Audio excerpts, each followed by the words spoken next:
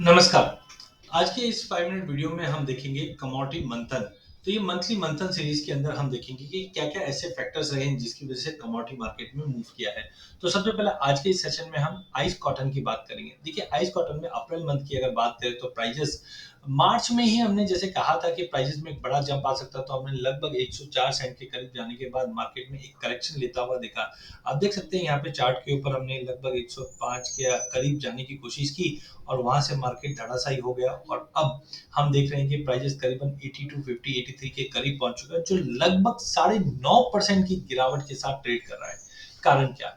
तो हमने देखा कॉटन के प्राइसेस में एक काफी बड़ा फॉल आता हुआ दिखाई दिया, जो 9.5% के लगभग का फॉल था।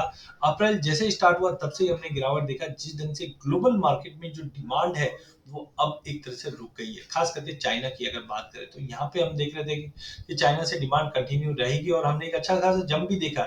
नो डाउट अब जियोपॉलिटिकल टेंशन बढ़ चुके हैं, उसका भी एक कारण है, बट कहीं ना कहीं मुझे लगता है जो मेजर डिमांड ग्लोबल डिमांड थी वो अब म्यूट हो गई, जिसकी वजह से प्राइसेस में एकाएक हमने 10-12% का फॉल हाई लेवल से देखा है। साथ में हमने देखा कि जो इम्प्रूवमेंट ऑफ यील्ड है खास करके ऑस्ट्रेलिया में वो इम्प्रूव हुई है, जिसकी वजह से सप्लाई साइड थोड़ी अच्छे रहने की उम्मीद है।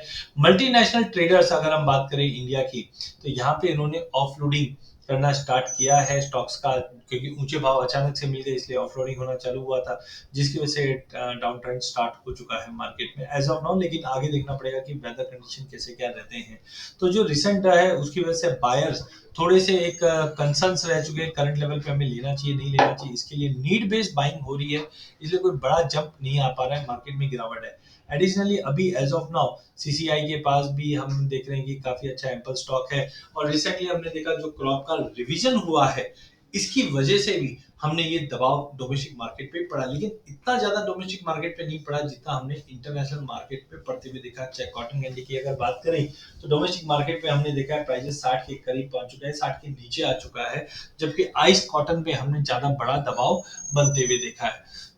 वही क्या क्या ऐसे फैक्टर रहे हैं जो सपोर्ट कर रख सकते हैं आगे या नेगेटिव है। तो सबसे पहले नेगेटिव की बात इसलिए करते हैं क्योंकि ऑलमोस्ट हमने प्राइसेस में 9.5% का फॉल देखा, उसका क्या क्या कारण रहा वो देखना जरूरी है।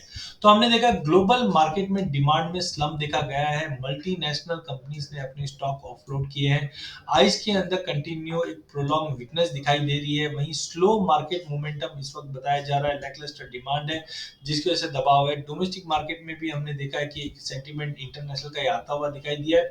तो ऑलमोस्ट फार्मर भी अभी ऑलमोस्ट देख रहे हैं कि डेस्परेट सेलिंग बीच में हुई थी, हमने देखा था, और वीक अराइवल्स की वजह से प्राइसेस थोड़े से दबाव में पहले अराइवल्स की वजह से, बट अब जाके अराइवल थोड़ी रुकी है। बट हाँ अभी भी एक थोड़े बहुत चेंजेस है कि अपवर्ड रिवीजन कंजम्पशन का यूएसडीए द्वारा बताया जा रहा है। वहीं नॉर्थ के अंदर स्टॉक भी कम है और इस बार मान रहे हैं कि फार्मर को कम भाव मिलने की वजह से हाई पॉसिबिलिटी के फार्मर अब मेज में गवार में दूसरी कमोडिटीज में शिफ्ट करने की कोशिश करेंगे, जो आने वाले टाइम में सपोर्ट कर सकता है। नो डाउट स्काईमेट ने नॉर्मल वेदर मानसून बताया, लेकिन इंपॉर्टेंट है क्या मानसून टाइम पे अराइव करेगा, ये इंपॉर्टेंट रहेगा। ग्लोबल ट्रेड अच्छे रहने की उम्मीद है, आगे एक्सपोर्ट की रिकवरी बढ़ेगी, लेकिन जियोपॉलिटिकल टेंशन की वजह से एक्सपोर्ट की रिकवरी पे अब विराम लग सकता है, क्योंकि पिछले 2 दिनों के अंदर ही हमने देखा कि ईरान और इसराइल के बीच में जो टेंशन बढ़े हैं इसकी वजह से एक्सपोर्ट्स पे इम्पैक्ट देता हुआ दिखाई देगा। वहीं अगर हम इंपोर्ट्स की बात करें तो एज ऑफ नाउ हम मार्केट के अंदर एक तरह से ग्लोबल मार्केट का जो दबाव है वो इंडिया पे भी देख रहे हैं, कॉन्फिडेंस थोड़ा चूर हुआ है और इंपोर्ट ड्यूटीज को लेकर एक इम्पोर्टेंट अपडेट्स आ सकती है, जिसके बाद ही मार्केट के अंदर हम देखेंगे कि कुछ ना कुछ नए अपडेट्स बनेंगे। तो टाइमिंग हम बोल सकते हैं कि फैक्टर जो थे वो थोड़े बहुत नेगेटिव थे, इसके लिए आइस कॉटन पे हमने अचानक से एक बड़ा फॉल आते हुए देखा, लेकिन वही कॉटन कैंडी एमसेट्स पे मार्केट थोड़ा सा एक ठहराव ले रहा है। सीजनैलिटी की अगर बात करते हैं तो जनरली हम देखते हैं कि अप्रैल में मई में प्राइजेस के अंदर एक पॉजिटिव रहता है। 2019 से अभी तक हम देखें तो जनरली देखते हैं कि जनवरी फरवरी मार्च के बाद अप्रैल मई तक मार्केट में तेजी रहता है, मई के मिड से मार्केट में गिरावट रहती है, क्योंकि ये पीरियड में स्विंग बढ़ती है और जून के बाद से मार्केट स्टेबिलिटी लेना चालू करता है। तो मुझे लगता है कि अगला एक महीना मार्केट स्टेबल टू पॉजिटिव रह सकता है, बट कुल मिलाकर डिपेंड करेगा मानसून को लेकर। अब हम देखते हैं बैलेंस शीट हमें क्या बताती है। तो बैलेंस शीट अगर हम 22-23, 23-24 की अगर बात करें, तो यहाँ पे स्टॉक टू यूज रेशियो में कमी आई है 0.85% से। जब भी स्टॉक टू यूज में कमी आती है, तो प्राइजेस को जनरली सपोर्ट मिलता है। ये इसलिए हुआ है क्योंकि जो हमारा प्रोडक्शन है, यहाँ पे हम 2.78 का फॉल देख रहे हैं, बट सबसे इंपॉर्टेंट है एक्सपोर्ट्स। एक्सपोर्ट की डिमांड हमने बढ़ते हुए देखी थी। खाली जियोपॉलिटिकल कंसर्न्स की वजह से अब इसका इम्पैक्ट पड़ता हुआ दिखेगा, बट कुल मिला के अगर स्टॉक टू यूज रेशियो में ड्रॉप है, तो कहीं ना कहीं प्राइजेस में डाउनसाइड बहुत लिमिटेड है। हाँ, टेक्निकल चार्ट्स पे डैमेज हुए हैं, क्योंकि हमारी एक्सपेक्टेशन थी ये राउंडिंग बॉटम अगर ब्रेकआउट होगा, तो प्राइजेस का टारगेट हमारा एक्सपेक्टेशन 105-6 का था, और एग्जैक्टली प्राइजेस ने 105-6 के आसपास जाने के बाद हम एक्सपेक्ट कर रहे थे कि प्राइजेस वापस 90 का लेवल स्टोर कर जाएगा, लेकिन प्राइजेस ने दबाव में लिया है। इचिमिको क्लाउड आप देखोगे तो यहाँ पे रेड में आ चुका है।